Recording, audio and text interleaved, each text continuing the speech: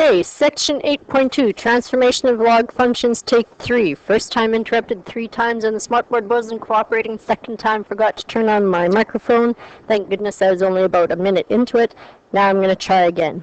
So, just like all the other functions that we've looking at, we look at the base function and then we look at the transformations. So the transformations of a log function are going to be a lot like the transformations that we did with the exponential function.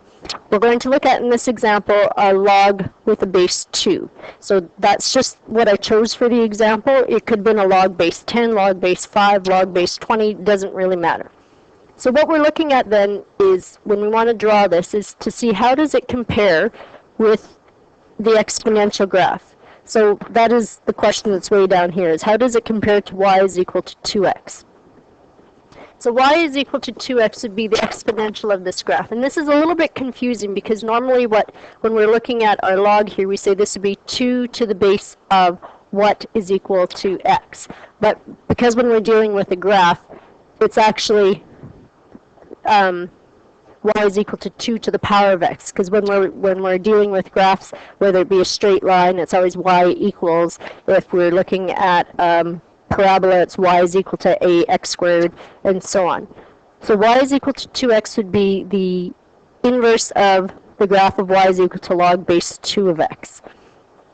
So if y is equal to 2, or y is equal to 2 to the power of x, if we do a table of values for that, and we start at 0, if x is 0, y is 1.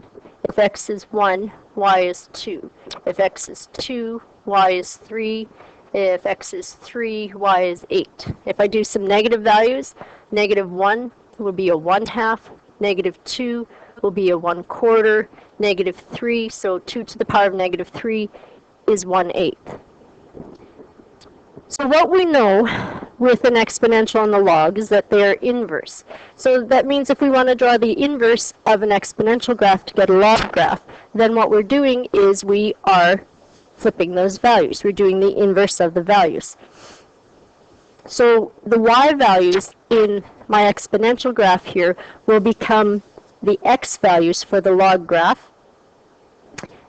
And the x values are then going to become the values of the log. So when you actually substitute in there. So for y is equal to, I'll do that one in red. Y is equal to log base 2 of x, then what our values are going to look like is your x is going to be the 1, 2, 3, 0, negative 1, negative 2, negative 3, and your y's are going to be the 0, 2, oops, sorry, I did those in the wrong spot. I started out right. I forgot to flip them. So my x values are going to be 1, 2, 3, 8, 1/2, 1/4, and 1/8. And my y values are going to be the 0, 1, 2, 3, negative 1, negative 2, negative 3. So if I go to draw these exponential graphs, so my base function for the exponential graph will look like this. So at 0, I was up at 1. When I was at 1, it was up at 2, 3, sorry, where did I go here?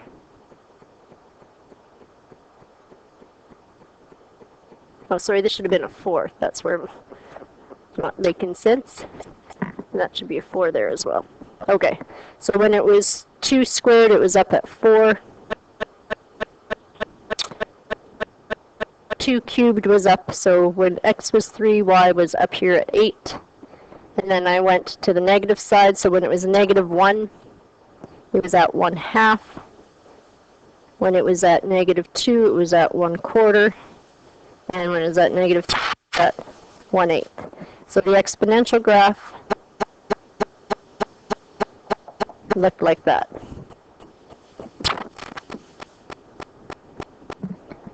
So my log graph then, when x was equal to 1, y was 0. When when x was equal to 2, excuse me, y was equal to 1. When x was equal to 8, which one did I skip over? Oh, sorry, 2. When it was equal to 4, it was up at 2. When it was at 8, it was at 3. 1, 2, 3. And then when it was at 1/2, so y is at 1/2, it was at -1. When it was at 1/4, it was at -2. And when it was at 1/8, it was at -3. Y was -3. So your graph for the log is looking a lot like that. So this is the graph of y is equal to log base 2 of x. What you might remember from one before when we were doing inverses of graphs, most of our graphs will have a line of reflection where your one side of the graph, if you were to flip it over, is going to be exactly the same. If it's an inverse graph, then you would have that line of reflection so that you could just flip it over the line and your two graphs would be exactly the same. So for this case, your line of reflection is just y is equal to x. So when it's 0, it's 0. When your x is 0, your y is 0. 1, 1, 2, 2, 3, 3, and so on. So pretend that's a nice straight line going through those values. So this is the line y is equal to x, and it is your line of reflection. So all that means is that's, if you were to fold your graph there, the top half and the bottom half would be identical to each other. So what is our domain for our log graph?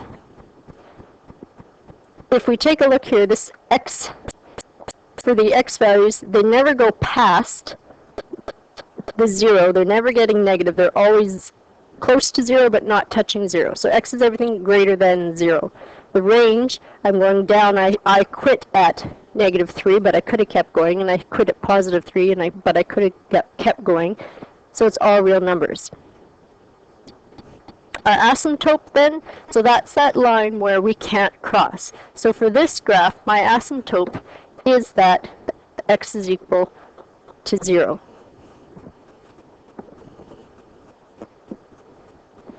My graph gets close to 0, but the value will never be 0. My x value won't be 0.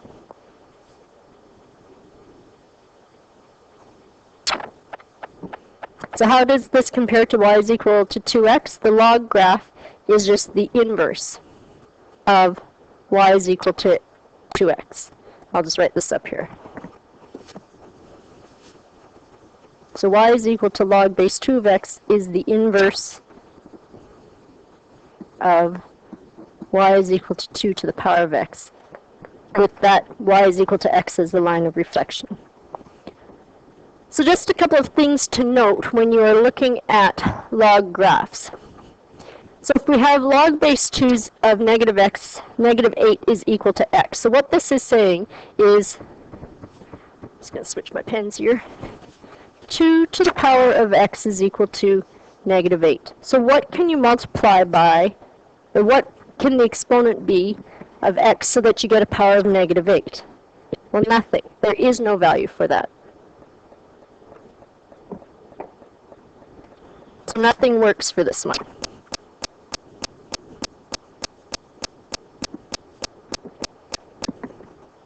So log must always take on a positive value.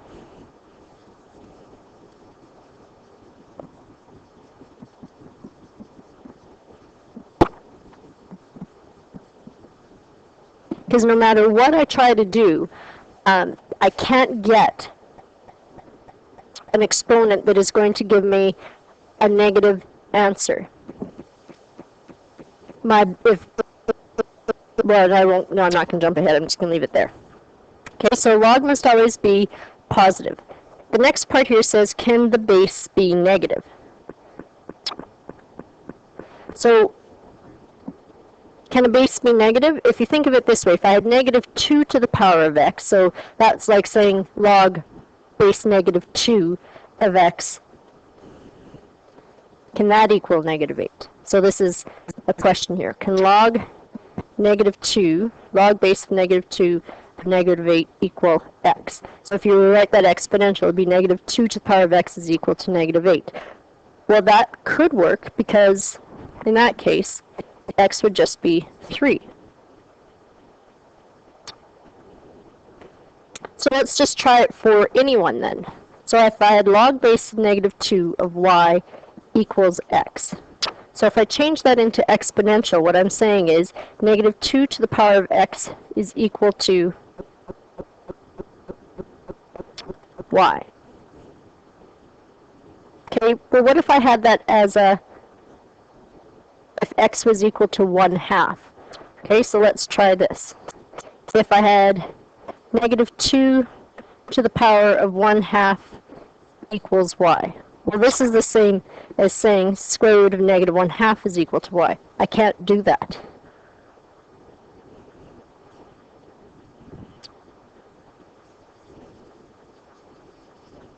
So because it worked for one value, the 3 in this case, doesn't mean it's going to work for every value. And because of that, then we can't do it. So this means that our base has to be positive 2.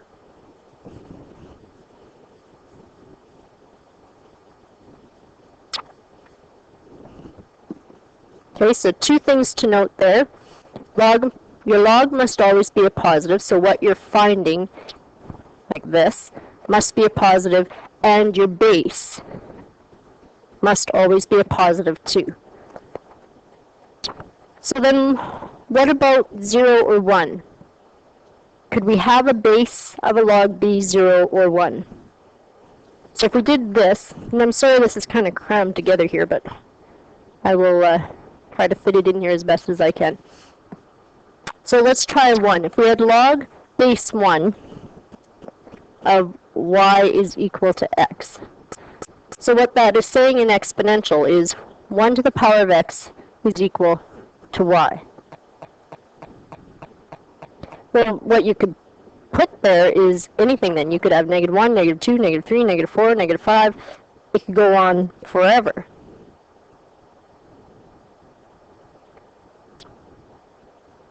Right? So if I were to substitute in here, if I said x was equal to negative 1, my y would be a 1. If x was equal to 0, y would be a 1. If x was equal to 2, y would be a 1. So I can't have an inverse for that then. There's no way I could do a flip to get the answer for that. There's too many values to pick from. So it doesn't work, because no matter what, my value is always going to be 1.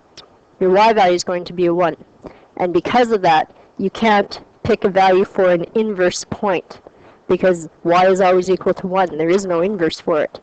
Inverse of 1 is 1. It'd be different if it was the inverse of 2, because the inverse of 2 is a half, or the inverse of 6 would be 1/6. Okay? So we can't use 1.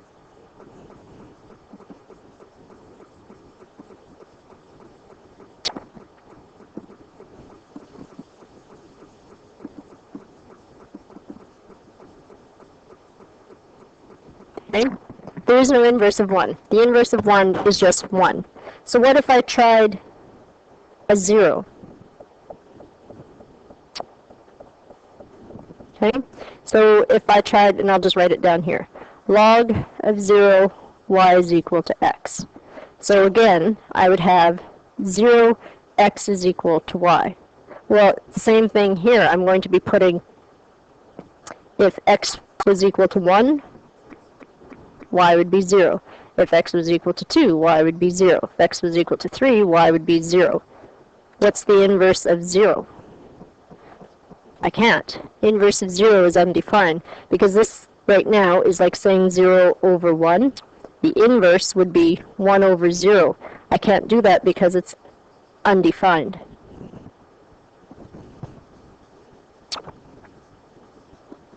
So I can't pick an inverse.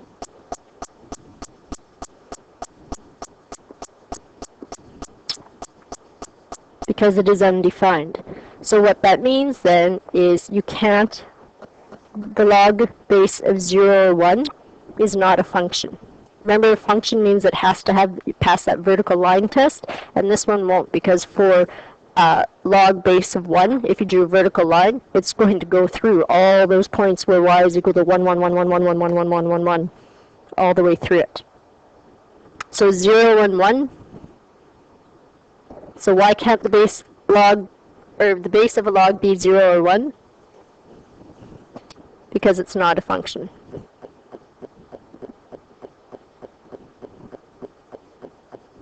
Okay, so you can't have a negative base, you can't have a negative log, and you can't have a base of 0 or 1.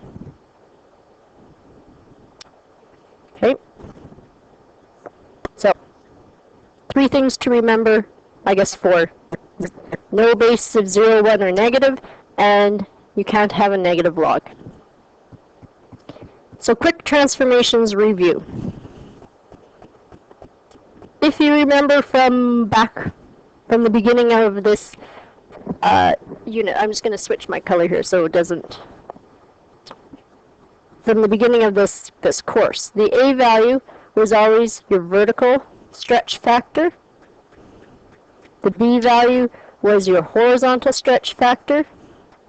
Your H said are you going left or right, and your K told you if you're going up or down. So that's just your general one, and that's what we've been using all along, the A, B, H, K. Sometimes they use A, B, C, D, but A, B, H, K are the more general ones. So on a log graph, what that looks like is the same thing. Your A value is still your vertical stretch factor. Your B value is your horizontal stretch factor. Your H value is still going to tell you left or right. And your K value is going to tell you if you're going up or down. So this is nothing new from what you've done before.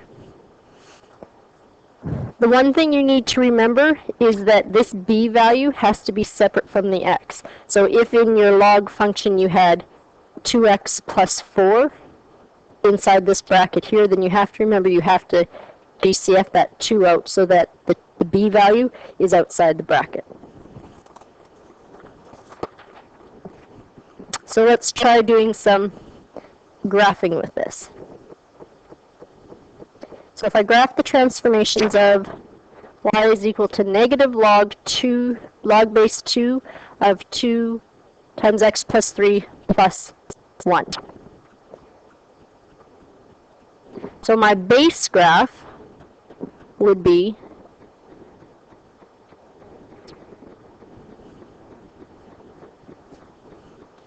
y is equal to log base 2 of x. So that's my base graph.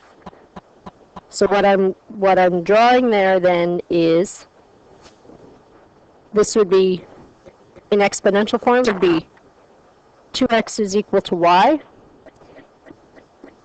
Since log is the inverse of an exponential, then what I'm actually looking at is 2y, 2 to the power of y is equal to x.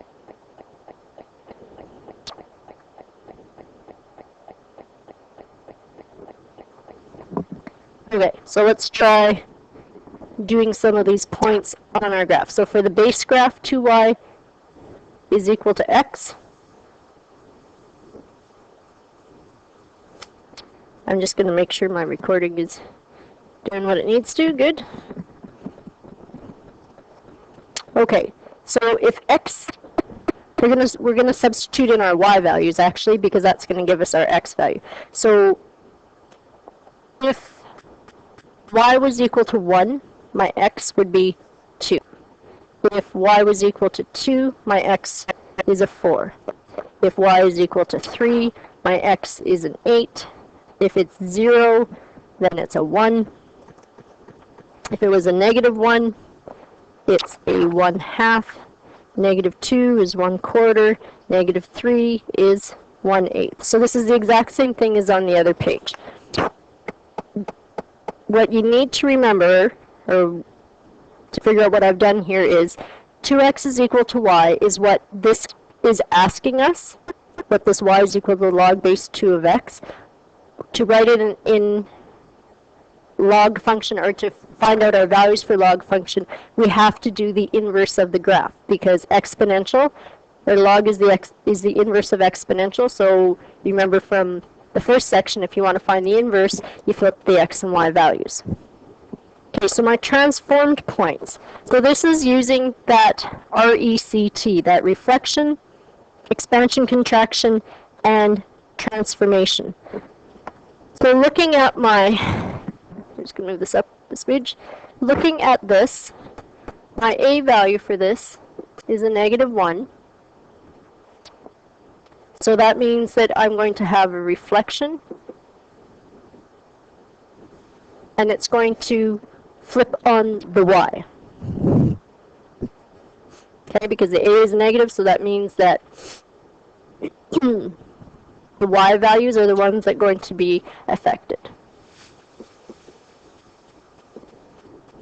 My B value was equal to 2, so that means my horizontal stretch factor is at 1 over B, so it's a 1/2. My H in this one was a +3, so that means I'm going to go -3 to the left, or 3 to the left. My K value was a 1, so I'm going 1 up. Okay, so if I do my rect, so R is reflection. So what that means is that my x value for this case will stay the same because I didn't have a -b. If there was a -b, it would be affected there. But my y value was affected by that -1. So it's going to be a -y. So if B was equal to a -3, then I would have had a -x value and a -y value. So then that means that my new points are going to be 2, -1, 4, -2, 8, -3. I'm writing a little bit too big here. I'll have to squish the next ones together. 8, -3, 1 and 0 will stay the same. 1/2 and 1, 1/4, +2, and 1/8 and 3. Okay, my expansion and my contractions I can do together. So that would be if my A and B values are more than that 1. So my x value was affected by the B of 1/2 x, but my y value didn't have, it was just a negative. If it had been a -2, then I would have a 2y here. But it's just going to, my y value then, because I've already done the reflection, is going to stay the same. And you can, if you want, do REC all together. Doesn't matter. I'm just going to do them separately for you so that you can see the changes that I've done. So 2 times 1/2 leaves me with 1, -1. 4 times 1/2 leaves me with 2, -2. 8 times 1/2 leaves me with 4, -3. 1/2 times 1/2 means I have a 1/4 and 1. 1/4 times 1/2 is 1/8 and 2. And then 1/8 times 1/2 is 1 over 16 and 3. So the last one then is my transformations. So my transformations then are I had an H value of a -3, so it's going to take my X value -3, and my Y value was up 1, so +1. So looking at my point 1, -1, I'm going 1 minus 3, so that's -2. -3 minus 1 is -4. Oh, did I do that right? Oh, nope. Y plus 1, so -1 plus 1 is 0. 2 minus 3 is -1. -2 plus 1 is -1. 4 minus 3 is 1. Negative 3 plus 1 is negative 2. 1/4 minus 3 is negative 2 3/4. And then 1 plus 1 is 2. 1/8 minus 3/8 is negative 2 7/8. 2 plus 1 is 3. I'll do this last one, but they're too hard to plot on the smartboard here, but I'll give you the values anyway. So 1/16 minus 3 is negative 2 15/16, and then 3 plus 1 is 4. It's just giving you the idea that you can see we're getting closer and closer and closer. We're going negative 2 3/4, negative 2 7/8, negative 2 15/16. We're getting closer and closer and closer to negative 3, but we're not touching it. So now if we go graph this. So I'm not going to do the base graph on here. I'm just going to do my transformed graph, the actual y is equal to negative log 2 times x plus 3 plus 1. So my first point was at negative 2 and 0. So negative 2 and 0. Oh, and I'm going to change my values on here. I don't need to be going up by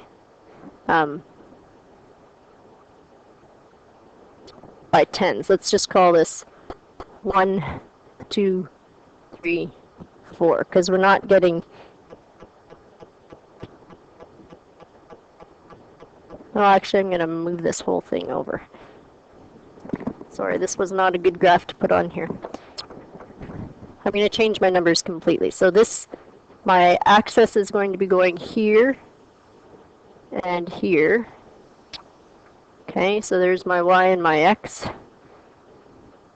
So this is just 0.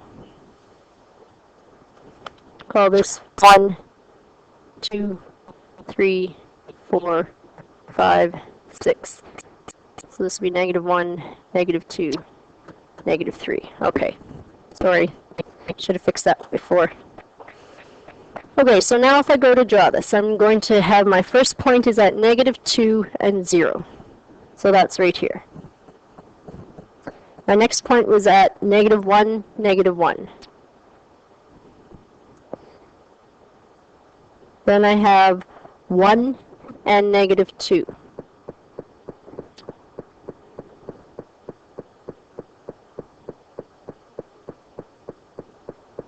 Then I go over to negative 2 3/4 and 3. Oh, sorry, negative 2 3/4 and 2. So negative 2 3/4 is 2.5, that's 3. So negative 2 3/4 and 2 is about right there. And then it was negative 2 7/8 and 3. So that's about right there. And then the next one was at negative 2 15/16 and 4. So it's about there. So my graph is going like that. So what do we notice from this graph? What is your domain? Well, I got close to negative 3, but I didn't touch negative 3 for my x values. So my domain is x is everything greater than negative 3, not equal to because I didn't touch it. My range, again, I could have used any y value that I wanted to substitute in there, I could have used. And your asymptote was at x is equal to negative 3.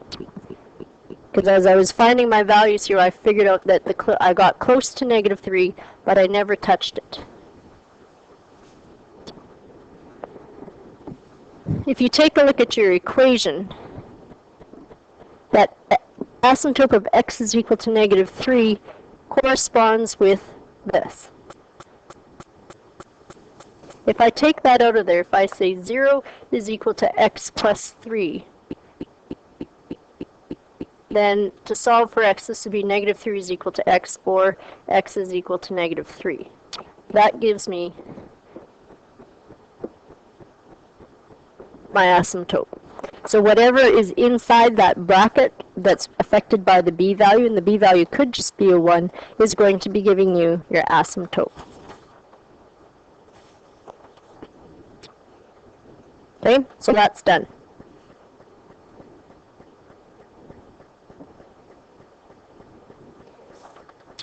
So the next part here says, how do you graph this in your graphing calculator with a log base 2 button?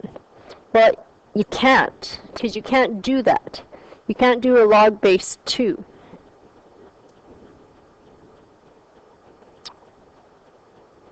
But what I could do is I could change this. It's a base of 10, right? So log base 10 of 27, log base 10 of 3. If these have the same bases, then I can switch this and say that this is the same as log base 3 of 27. Because if I were to evaluate this, if you did this on your calculator, you would find that this equaled to 3. If you tried log of 49 over log of 7 on your calculator, this will equal a 2. If you did log base 6, 25 divided by log base, or log of 5, you would find your answer is 5. Sorry, not 5, 4.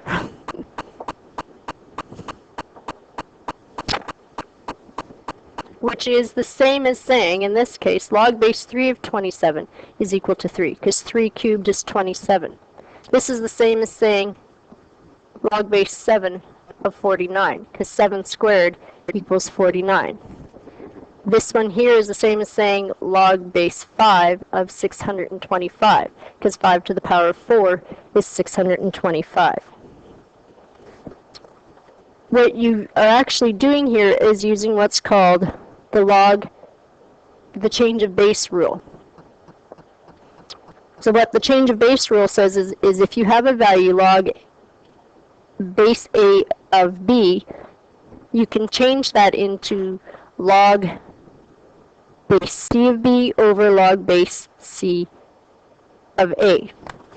All I'm doing here is I'm taking the B value, writing it up here, putting the A value into the denominator base, and my C value, this base here that I'm using as my C value, can be any value you want.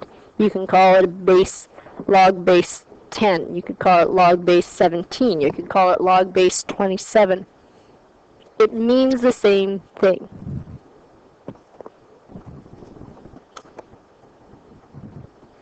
So let's try, I didn't put this on here, but let's try this one.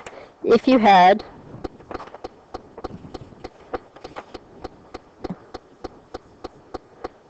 log base 5 of 30. Okay, if you tried it on your calculator, you're not going to be able to get an answer. But if you change this using the change of base rule, say that this would be log, we're going to change it, use a base 10 because that's what your calculator can work in. So it's base 10. We don't write base 10 in there when we're doing them. Using the change base rule, this would be the same as saying log base 10 of 30 over log base 10 of 5. So now you can put that in your calculator, and you will get an answer of 2.11. Okay, so try that on your calculators. Pause the video, try that, see if you get that answer. You can do a check then. So my check, oops, not double C, my check would be 5 to the power of 2.11. When you put that in your calculator, it should give you an answer of 30, because this is saying 5 to the power of what? 5 to the power of what will give you 30? Well, 2.11. So that's what happened up here with these. I couldn't just do log base 2 of 27. I would have to change that into log base 27 over log base 2 in order to actually find the value on the calculator. So let me try one other one. So if I did log base 3.5 of 10, if you tried it in your calculator, it's going to shoot out an error. But if I use the change base rule, this would be log base 10 of 10 over log base 10 of 3.5.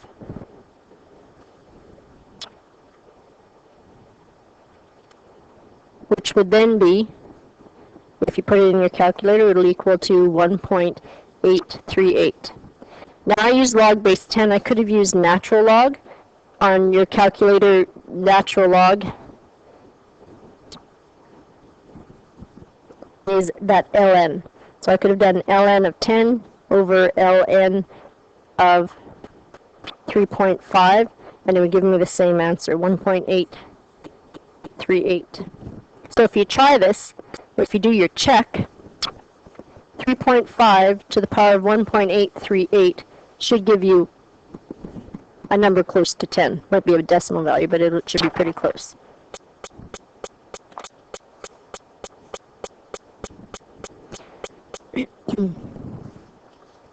So if you wanted to do check on your calculators for the graph of that function that we just drew on the other page, you wouldn't be able to enter it in like this. You wouldn't be able to go y is equal to negative log 2, log base 2 of 2 times x plus 3 plus 1, because your calculator works in bases of 10, or in natural log. So what you would have to do is to change the base rule for this. So what that would look like is change of bases. We take whatever is our b value here. So in this case, the b value would be that 2x plus 3. So this is my b value. This is my a value. So when I graph this, or when I put in my calculator, it'll look like y is equal to negative log 2 times x plus 3 divided by, and I would put a bracket in,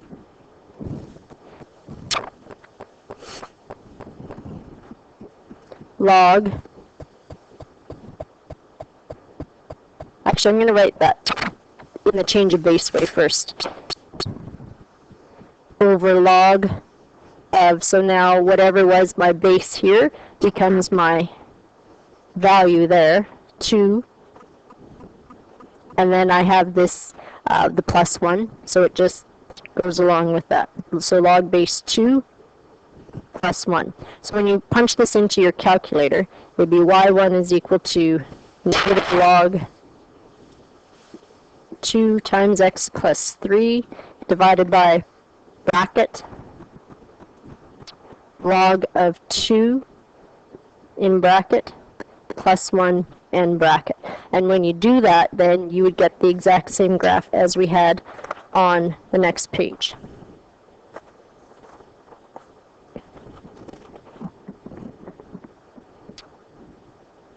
Okay, this wasn't supposed to be on here. Okay, so the next part says, can you predict the asymptote and domain of these log graphs? So based on what I showed you in the last section when we were drawing that graph, whatever is in the bracket of the b value, so being affected by the b values, x minus h, is going to give you your asymptote. So from here, I know that the asymptote is going to be at x minus 3 is equal to 0, so x is equal to 3. So I know then if x is equal to 3 is my asymptote, then that means that my graph, there's no negative implied in front of there, so that means my graph is going to be, my domain will be x is greater than 3. Y is equal to negative 5 log of 3x plus 2. So 3x plus 2 I have to, that's inside my bracket. So I have 3x plus 2 is greater than 0. 3x is greater than negative 2. Divide by 3. So x is greater than negative 2/3 is my asymptote.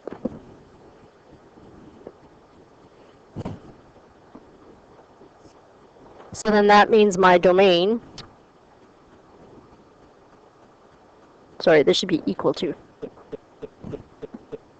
x is equal to negative 2/3 would be the equation of my asymptote. My domain is going to be x is everything greater than negative 2/3. So 5 times log base 6 of 2 minus x plus 1. So 2 minus x is equal to 0 is going to give me my asymptote. So x is equal to 2 is my asymptote. So then that means if I'm doing my range, 2 minus x is greater than 0, so 2 is greater than x, or x is less than. So 2 is greater than x, or x is less than 2 will be my domain. Okay, a little bit of problem solving.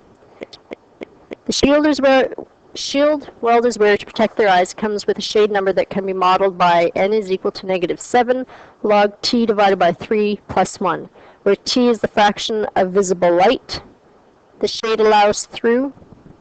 What percentage of light can pass through shade number 12 used for arc welding? So using this formula that they've given me, they're saying what is the percentage of light that can pass through when the number is a 12. So what that's saying is 12 is equal to negative 7 log t divided by 3 plus 1. So what I'm trying to do is I'm trying to find what is my t value for this. So t is the fraction of light that's allowed through. So to solve, I'm going to have to subtract 1. So I have 11 is equal to negative 7 log t divided by 3. So get rid of my 3. I multiply by 3 on both sides. I have 33 is equal to negative 7 log t. Got to get rid of that negative 7. So I divide by negative 7. So I have 33 over negative 7 is equal to log t. So now I can change that into exponential to find out what that is, because this is saying log base 10 of t is equal to 33 over negative 7. So in exponential, this would be saying 10 to the power of negative 33 over 7 is equal to t. And when you put this in your calculator, depending on what the setting of your calculator is on, I'm just going to finish this up here, it will probably spit it out to you in scientific notation. It'll say 1.93 times 10 to the power of negative 5. So if you want to actually put that into a decimal value,